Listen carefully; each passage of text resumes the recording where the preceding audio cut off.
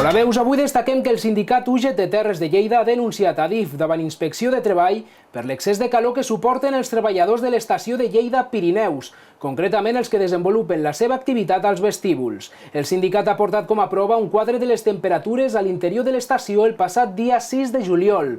Als termostats es pot comprovar com a les 6:22 del matí la temperatura era de 29 graus i mig. A partir d'aquell moment, els graus s'incrementen fins a arribar als 36 a les 8 del vespre.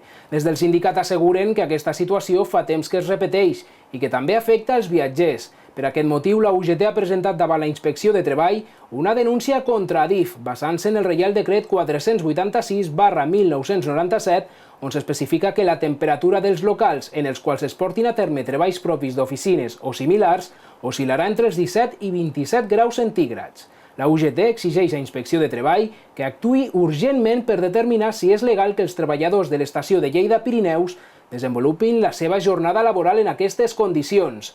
Ara per ara, la situació afecta 10 treballadors del torn de matí i 11 del torn de tarda. Això és tot, veus. Moltes gràcies per la vostra atenció. Connecteu amb la veu de Lleida per continuar informats. Gràcies per la vostra atenció. Fins aviat.